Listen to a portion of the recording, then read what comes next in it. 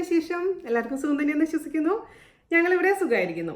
അപ്പോൾ ഞാനിന്ന് വന്നിരിക്കുന്നത് ഒരു സിമ്പിൾ ആയിട്ടുള്ള റെസിപ്പി ആയിട്ടാണ്, അതായത് വെണ്ടയ്ക്ക പാൽക്കറി. അപ്പോൾ ഞാൻ കഴിഞ്ഞ വീഡിയോയിൽ വെണ്ടയ്ക്ക പാൽക്കറിനെ പറ്റി പറഞ്ഞിട്ടുണ്ടായിരുന്നു അല്ലേ? അപ്പോൾ നിങ്ങൾ ഒരുപാട് പേര് എൻ്റെ അടുത്ത് റിക്വസ്റ്റ് ചെയ്തിട്ടുണ്ടായിരുന്നു. ഇപ്പോൾ എൻ്റെ അമ്മയുടെ സ്പെഷ്യാലിറ്റിയാണ് വെണ്ടയ്ക്ക പാൽക്കറി എന്ന് പറയുന്നത്. ഇതുപോലെ തന്നെയാണ് ഞാൻ പാവയ്ക്ക പാൽക്കറി ഇട്ടിട്ടുണ്ട്. അപ്പോൾ കാണാത്തവർ കാണാൻ മറക്കരുത്. അപ്പോൾ ഇത് എന്താ പറയുക, ഉണ്ടാക്കാൻ വളരെ എളുപ്പമാണ്, അതേസമയം നല്ല ടേസ്റ്റിയാണ്. ഈ കറി ഉണ്ടെങ്കിൽ പിന്നെ വേറെ കറിയുടെ ആവശ്യമൊന്നുമില്ല. അപ്പോൾ കോമ്പിനേഷനൊക്കെ ഞാൻ വീഡിയോയിൽ പറഞ്ഞിട്ടുണ്ട്. എന്നെ സംബന്ധിച്ചിടത്തോളം ഒരുപാട് നല്ല ഓർമ്മകൾ എനിക്ക് വീണ്ടും വീണ്ടും വീണ്ടും കൊണ്ടുവരുന്ന ഒരു റെസിപ്പിയാണ്. അപ്പോൾ നിങ്ങളും ട്രൈ ചെയ്ത് നോക്കുക, നിങ്ങൾക്ക് ഇഷ്ടപ്പെടുമെന്നാണ് ഞാൻ വിശ്വസിക്കുന്നത്. അപ്പോൾ ഒട്ടും താമസിക്കണം, നമുക്ക് എങ്ങനെയാണ് ടേസ്റ്റി ആയിട്ടുള്ള ഈസി ആയിട്ടുള്ള നാടൻ വെണ്ടയ്ക്ക പാൽക്കറി തയ്യാറാക്കാം എന്ന് നോക്കിയിട്ട് വരാം. ഓക്കെ, അപ്പോൾ നമുക്ക് വെണ്ടക്കായ പാൽക്കറി ഉണ്ടാക്കാൻ തുടങ്ങാം.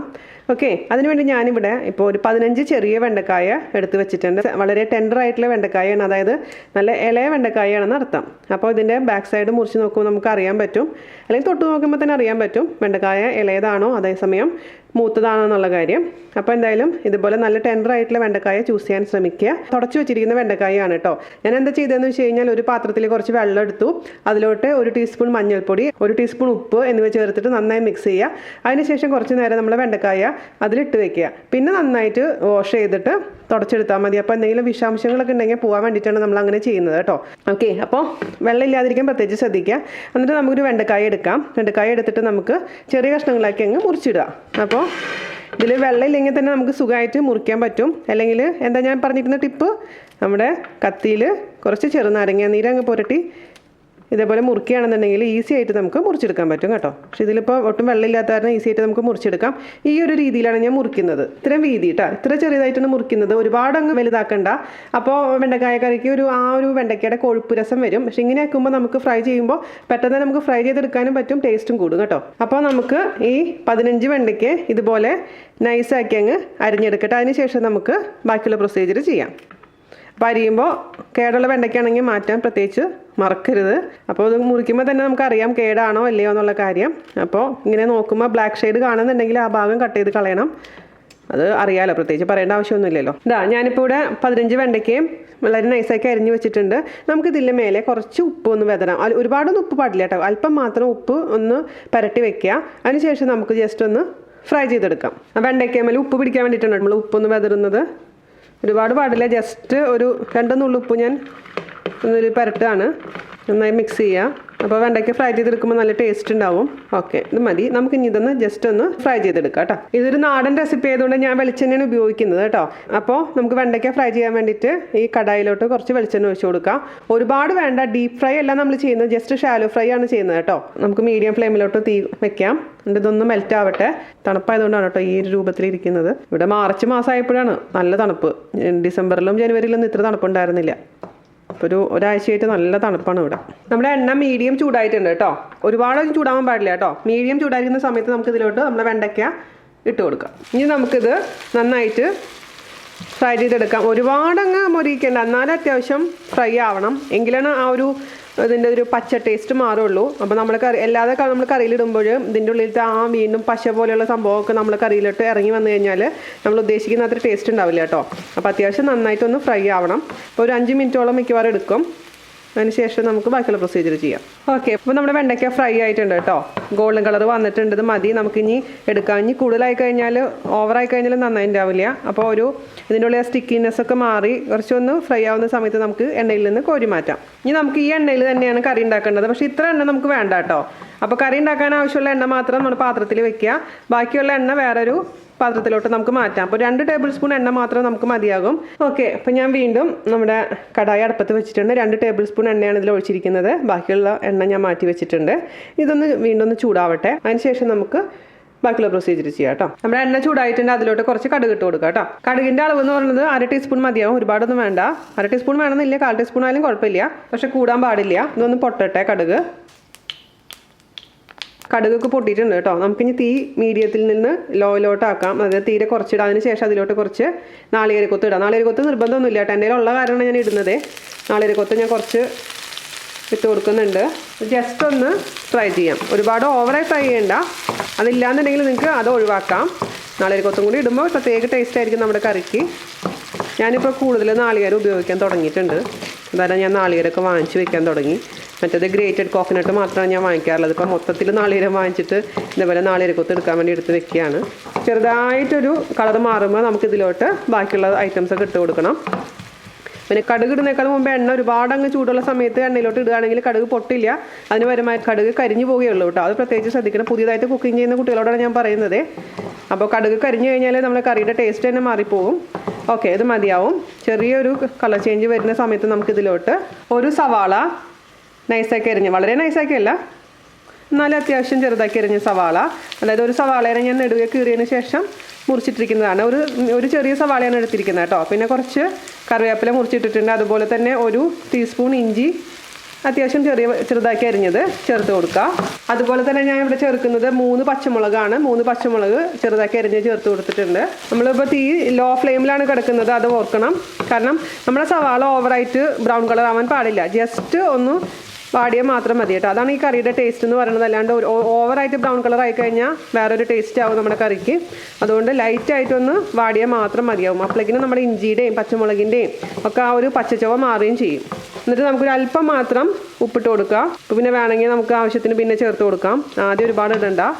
വെണ്ടയ്ക്കയിൽ നമ്മൾ ഉപ്പിട്ടാണ് ഫ്രൈ ചെയ്തിരിക്കുന്നത്. അപ്പോൾ ഇനി ഞാൻ തീ മീഡിയത്തിലോട്ട് മാറ്റുകയാണ് കേട്ടോ. ലോ ഫ്ലെയിമിൽ നിന്ന് ഞാൻ മീഡിയത്തിലോട്ട് തീ മാറ്റിയിട്ടുണ്ട്. നമുക്കിനി ഇത് വളരെ എളുപ്പമാണ് കേട്ടോ സംഭവം തയ്യാറാക്കാൻ. തേങ്ങാപ്പാൽ എടുക്കണമെന്ന് മാത്രമേ ഉള്ളൂ. അതേസമയം ഇപ്പോൾ ബാച്ചിലേഴ്സിന് തേങ്ങാപ്പാൽ എടുക്കാൻ പറ്റില്ല, അല്ലെങ്കിൽ തേങ്ങാപ്പാൽ താല്പര്യമില്ല എന്നുണ്ടെങ്കിൽ നിങ്ങൾക്ക് ഇത് തേങ്ങാപ്പാൽ ഇല്ലാണ്ട് ഉണ്ടാക്കാം കേട്ടോ. വെറുതെ വെള്ളം ഒഴിച്ച് മാത്രം ഉണ്ടാക്കാം. പക്ഷേ തേങ്ങാപ്പാൽ ഒഴിച്ചുണ്ടാക്കുമ്പോൾ ഒരു നമ്മുടെ നാട്ടിലെ അമ്മമാർ പഴയ കാലത്തെ ആ രുചി അങ്ങ് വരും. അല്ലെങ്കിലും കുഴപ്പമൊന്നുമില്ല. പക്ഷേ ഞാൻ എപ്പോഴും പ്രിഫർ ചെയ്യുന്ന നാളികേരപ്പാൽ ഒഴിച്ചിട്ട്, അതായത് തേങ്ങാപ്പാൽ ഒഴിച്ചുണ്ടാക്കാനാണ്. ഇതിൽ നമ്മൾ ഇഞ്ചി മാത്രമേ ചേർക്കുള്ളൂ, വെളുത്തുള്ളി ചേർക്കില്ല കേട്ടോ. വെളുത്തുള്ളി ചേർത്ത് കഴിഞ്ഞാൽ കറിയുടെ ടേസ്റ്റ് കംപ്ലീറ്റ് മാറിപ്പോവും, സ്മെല്ലും മാറിപ്പോവും.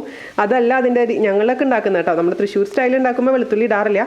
ഇനി ബാക്കിയുള്ള സൈഡിൽ എങ്ങനെയാണെന്ന് എനിക്കറിയില്ല. പക്ഷേ ഞാൻ വെളുത്തുള്ളി ഇടാൻ താല്പര്യപ്പെടുന്നില്ല ഇതിൽ. ഈ കറിയുടെ ടേസ്റ്റിൻ്റെ ഹൈലൈറ്റ് എന്ന് പറയുന്നത് ഇഞ്ചിയുടെ ടേസ്റ്റാണ്. ഇഞ്ചിയുടെ ടേസ്റ്റും അതുപോലെ തന്നെ പച്ചമുളകിൻ്റെ ടേസ്റ്റുമാണ് കേട്ടോ. അതുകൊണ്ടാണ് ഞാൻ 3 പച്ചമുളക് ഇട്ടിരിക്കുന്നത്. അപ്പോൾ ഞാൻ മുളക് പൊടി വളരെ കുറച്ചേ ചേർക്കുന്നുള്ളൂ. അതുപോലെ തന്നെ നാളികേരക്കൊത്ത് പറയേ വേണ്ട. അപ്പോൾ നമ്മുടെ സവാളയൊക്കെ വാടിയിട്ടുണ്ട് കേട്ടോ. ഞാൻ പറഞ്ഞ പോലെ ഓവറായിട്ട് അങ്ങ് ബ്രൗൺ ആവണ്ട. ഇനി നമുക്ക് തീ കുറയ്ക്കണം. മീഡിയത്തിൽ നിന്ന് ലോ ഫ്ലെയിമിലോട്ട് മാറ്റണം, അതായത് ചെറിയ തീയിലോട്ട് മാറ്റണം. അതിനുശേഷം നമുക്ക് ഇതിലോട്ട് പൊടികളൊക്കെ ചേർത്ത് കൊടുക്കണം. പൊടികളെന്ന് പറയുന്നത് വളരെ കുറച്ച് പൊടികൾ നമ്മളിതിൽ ചേർക്കുന്നുള്ളൂ. അതായത് ഒരു 1/4 ടീസ്പൂണോളം, 1/4 ടീസ്പൂൺ വേണ്ട, അതിനേക്കാളും കുറച്ചും കൂടെ കുറവ് മഞ്ഞൾപ്പൊടി.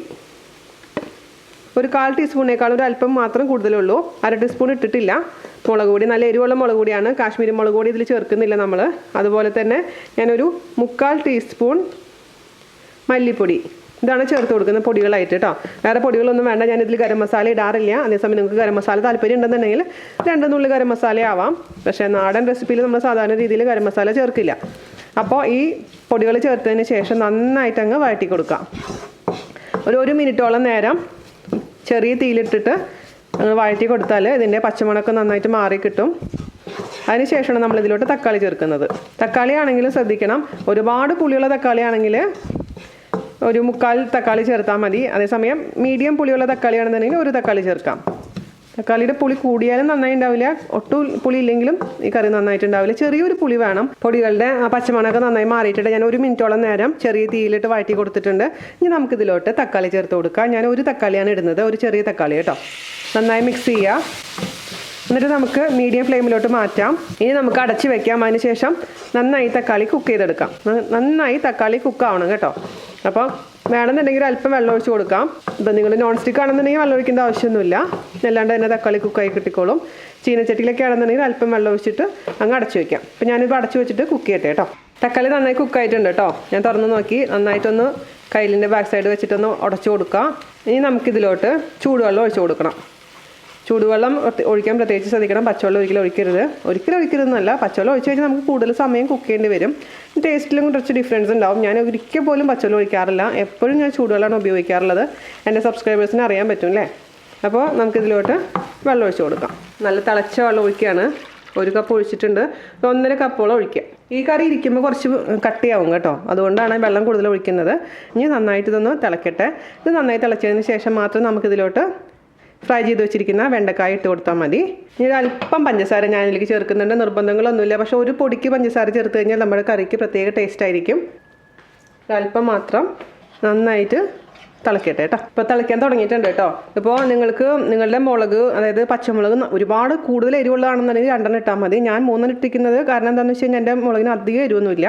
പക്ഷേ നല്ല എരിവുള്ള മുളകാണെന്നുണ്ടെങ്കിൽ 2 ഇട്ടാൽ മതി കേട്ടോ. പിന്നെ എരിവ് കൂടുതൽ വേണമെന്നുണ്ടെങ്കിൽ പിന്നെ ആ സമയത്ത് വേണമെന്നുണ്ടെങ്കിൽ മാത്രം ജസ്റ്റ് ഒന്ന് പച്ചമുളക് കട്ട് ചെയ്ത് ഇട്ട് കൊടുത്താൽ മതി. അതുമ്പോൾ തന്നെ എരിവ് കൂട്ടാൻ നിൽക്കണ്ട. അപ്പോൾ നന്നായി തിളയ്ക്കുന്നുണ്ട്. നമുക്ക് ഇനി ഇതിലൂടെ ഫ്രൈ ചെയ്ത് വെച്ചിരിക്കുന്ന വെണ്ടയ്ക്ക കഷ്ണങ്ങൾ ഇട്ട് കൊടുക്കുക. നല്ല ക്രിസ്പി ആയിട്ടുണ്ട് കേട്ടോ. ഇത് ഇട്ട് കൊടുക്കുക. വെണ്ടയ്ക്കയുടെ അളവ് കൂട്ടണ്ട കേട്ടോ. ഓവറായി കഴിഞ്ഞാലും നന്നായിട്ടുണ്ടാവില്ല. ഇതുകൂടി ഇട്ട് ഒരു 2 മിനിറ്റോളം ഒന്ന് തിളക്കട്ടെ. അതിന് ശേഷം നമുക്ക് ഇതിലേക്ക് തേങ്ങാപ്പാൽ ഒഴിച്ച് കൊടുക്കണം. തേങ്ങാപ്പാൽ ഒഴിച്ച് കൊടുത്താൽ പിന്നെ തിളയ്ക്കാൻ പാടില്ല. ജസ്റ്റ് ഒന്ന് ചൂടായാൽ മാത്രം മതി. അതിനുശേഷം ഓഫ് ചെയ്യണം. അത് പ്രത്യേകിച്ച് ശ്രദ്ധിക്കേണ്ട ഒരു കാര്യമാണ്. പിന്നെ തേങ്ങാപ്പാൽ ഞാൻ ഇവിടെ എടുത്തിരിക്കുന്നത് ഒരു 3/4 ഗ്ലാസ് തൈമ്പാലാണ്. അതായത് ഞാൻ 1.5 ഗ്ലാസ് തേങ്ങ ചിരകിയത് മിക്സിയിലിട്ടു. അതിലോട്ട് 1/2 ഗ്ലാസ് ചെറിയ ചൂടുവെള്ളം ഒഴിച്ച് നന്നായിട്ട് അടിച്ചു. അതിനുശേഷം പിഴിഞ്ഞെടുത്ത് വെച്ചിരിക്കുന്ന പാല് കേട്ടോ. ഒരു 2 മിനിറ്റോളം നന്നായിട്ട് തിളക്കട്ടെ. കാരണം അത് ഓൾറെഡി ഫ്രൈ ആയിരിക്കുന്ന വെണ്ടയ്ക്കയാണ്. ഇനിയിപ്പോൾ ഒരുപാട് നേരം കുക്ക് ചെയ്യേണ്ട ആവശ്യമൊന്നുമില്ല. എന്നാലും ഇതിൽ ഗ്രേവിയിൽ കിടന്ന് 2 മിനിറ്റ് കുക്കായിക്കോട്ടെ. ഓക്കെ, ഞാനിപ്പോൾ ഇനി ഇതിലേക്ക് തേങ്ങാപ്പാൽ ഒഴിക്കാൻ പോവാണ് കേട്ടോ. ഞാൻ പറഞ്ഞ പോലെ ഞാൻ തയ്യാറാക്കി വെച്ചിരിക്കുന്ന കട്ടി തേങ്ങാപ്പാൽ ഒഴിക്കുക. എന്നിട്ട് നന്നായി മിക്സ് ചെയ്ത് കൊടുക്കുക. അപ്പോൾ നിങ്ങൾക്ക് കുറച്ച് കഴിഞ്ഞിട്ട് തണുത്ത് കഴിഞ്ഞതിന് ശേഷം കറി ഒരുപാട് തിക്കായി എന്ന് വിചാരിക്കുക. ഒരുപാട് തിക്നെസ് കൂടുതൽ തോന്നുകയാണെന്നുണ്ടെങ്കിൽ ഇതിലേക്ക് കുറച്ച് ചൂടുവെള്ളം, നല്ല തിളച്ച വെള്ളം ഒഴിച്ച് കൊടുത്താൽ മതി കേട്ടോ. അല്ലാതെ ഒരിക്കലും പച്ചവെള്ളം ഒഴിക്കാൻ പാടില്ല. തേങ്ങാപ്പാലിൻ്റെ ആവശ്യമൊന്നുമില്ല. അത് നല്ല തേങ്ങാപ്പാലാണ് നമ്മൾ ഒഴിച്ചിരിക്കുന്നത്. ഇനി നമുക്ക് ഇത് ജസ്റ്റ് ഒന്ന് ചൂടായാൽ മാത്രം മതി, അല്ലാതെ തിളയ്ക്കാൻ പാടില്ല. ഞാനിതിൻ്റെ ഫൈനൽ ടേസ്റ്റ് ഒന്ന് നോക്കട്ടെ. എന്തെങ്കിലും കുറവുണ്ടെങ്കിൽ നമുക്ക് ചേർത്ത് കൊടുക്കാം. ഞാൻ ഓഫ് ചെയ്യാണ് കേട്ടോ. ജസ്റ്റ് ചൂടാവുന്ന സമയത്ത് ഓഫ് ചെയ്യണം, അല്ലെങ്കിൽ തിളച്ച് കഴിഞ്ഞാൽ അങ്ങ് പിരിഞ്ഞു പോകും, കാണാൻ ഭംഗി ഉണ്ടാവില്ല, ആ ടെക്സ്ചർ തന്നെ മാറിപ്പോകും. ഞാൻ ഓഫ് ചെയ്തിട്ടുണ്ട്. ടേസ്റ്റ് ചെയ്ത് നോക്കിയപ്പോൾ എല്ലാ എരിവൊക്കെ പെർഫെക്റ്റ് ആണ്. പക്ഷേ ഉപ്പ് കുറവാണ്. അതുകൊണ്ട് ഉപ്പ് ഞാൻ ചേർത്ത് കൊടുക്കുകയാണ്. മിക്സ് ചെയ്യുക. പെർഫെക്റ്റ് എന്ന് പറഞ്ഞാൽ പെർഫെക്റ്റ് ടേസ്റ്റ് ആയിട്ടുണ്ട്. എനിക്ക് പാകത്തിനുള്ള എരിവും ഉപ്പും ചെറിയൊരു മധുരവും എല്ലാം ഉണ്ട്. അപ്പോൾ ഇത്രയുള്ള പരിപാടി. ഫൈനലായിട്ട് ഞാൻ എന്താ ചെയ്യുക, എപ്പോഴും ചെയ്യാറുള്ള പോലെ തന്നെ ഒരു അല്പം വെളിച്ചെണ്ണ ഒഴിക്കാൻ പോവുകയാണ്. അത് ഓപ്ഷനിലാണ്. അത് കുറച്ചും കൂടെ നമ്മുടെ ടേസ്റ്റ് എൻഹാൻസ് ചെയ്യാൻ വേണ്ടി നമ്മൾ വെളിച്ചെണ്ണ ഒഴിച്ച് കൊടുക്കുന്നത്. അതുപോലെ തന്നെ കുറച്ച് കറിവേപ്പിലയും കൂടി ഇട്ട് കഴിഞ്ഞാൽ നമുക്ക് നമ്മുടെ കറി പൂർണ്ണമായി. ഒരുപാട് വെളിച്ചെണ്ണ ഒന്നും വേണ്ട കേട്ടോ. 1 ടീസ്പൂണോളം വെളിച്ചെണ്ണ ഒഴിച്ച് കൊടുത്തിട്ടുണ്ട്. ഞാൻ പറഞ്ഞ പോലെ ഓപ്ഷനിലാണ്. പിന്നെ നമുക്ക് കുറച്ച് കറിവേപ്പിലയും കൂടി ഇട്ടിട്ട് അങ്ങ് അടച്ചു വയ്ക്കാം.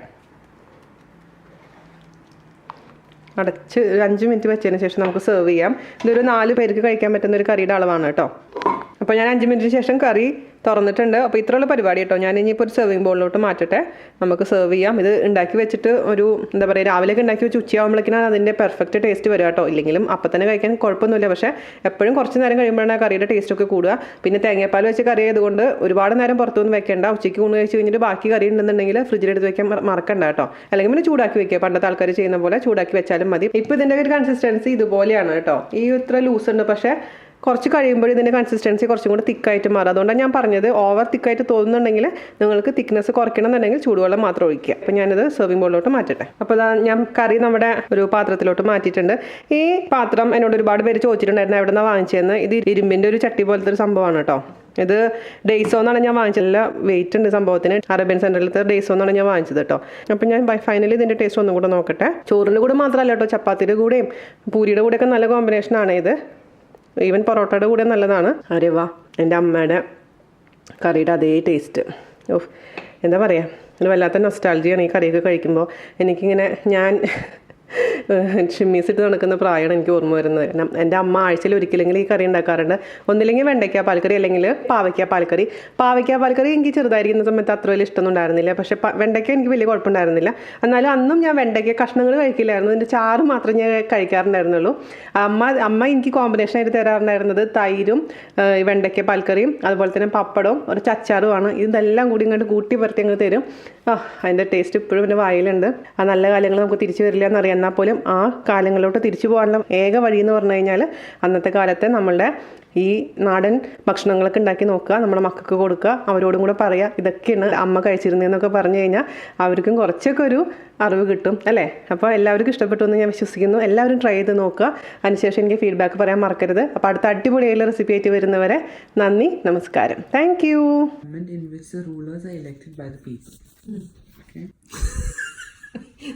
പാതിരാത്രി അമ്മയുടെയും മകൻ്റെയും എന്താണ് ഞാൻ കഴിക്കാൻ പോകുന്നത്?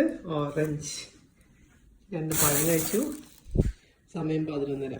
നാളെ രാവിലെ പരീക്ഷ, അതോടുകൂടി കഴിഞ്ഞ് കത്തിക്കല്. എൻ്റെ അമ്മ സമാധാനം.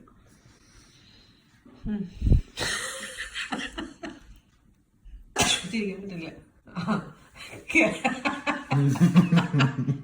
പണ്ട് മല്ലനും മാധവൻ എന്ന് പറഞ്ഞ കഥ പഠിച്ചിട്ടുണ്ടാവും കൂട്ടാ. ക്യാമറ കാണുമ്പോൾ അവയുടെ മുഖം ഓട്ടോമാറ്റിക്കലി ഇങ്ങനെ ചെയ്യാ, മുഖം കൂർക്കും ചുണ്ട് കൂർക്കും. അതെന്താ കൂട്ടാ ഇത് തിരിച്ചറിയാതിരിക്കാൻ വേണ്ടിയിട്ടാണ്. പ്രേംനസീറിന്റെ പണ്ടത്തെ സിനിമകളിലൊക്കെ അതുപോലെ അവ ഇങ്ങനെ മുഖം ഇങ്ങനെ കൂർപ്പിച്ച് പിടിക്കുമ്പോൾ അതിനെ കണ്ടാൽ തിരിച്ചറിയില്ല.